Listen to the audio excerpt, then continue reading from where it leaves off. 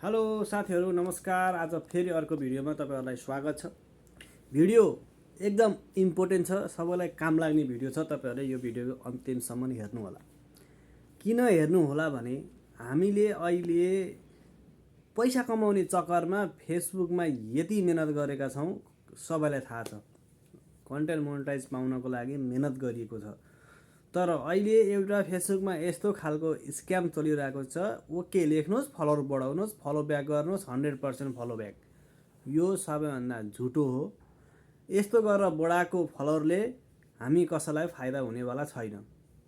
किन फाइदा हुनेवाला छैन भने उनीहरूले फलोवर त बढाउँछन्, तर लाइक नगरेपछि, कमेन्ट नगरेपछि र हाम्रो भिडियो हेर्दै नहेरेपछि त्यसको के काम। जब मान्छेले हाम्रो भिडियो हेर्छन्, हाम्रो भिडियो लाइक कमेन्ट गर्छन् र पुरा वाच गरेपछि पो हाम्रो इन्गेजमेन्ट बढ्छ, अडिसन राम्रो र्याङ्किङ बढ्छ, अनि भिडियो पनि भोलि फर युमा जान्छ, अनि पो हामीलाई फाइदा हुन्छ र फेसबुकले पनि हाम्रो एक्टिभिटिजलाई राम्रो भन्छ। अब फलोवर मात्रै बढाएर के फाइदा? फाइदा केही छैन।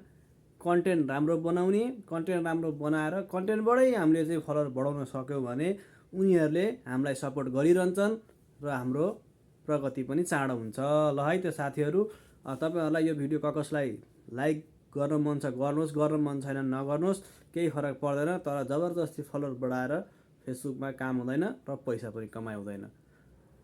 यो सन्देशमूलक भिडियो हो। तपाईहरुलाई मन पर्छ भने एक लाइक गर्नु होला। बाइ बाइ, अर्को भिडियोमा फेरि भेटौँला।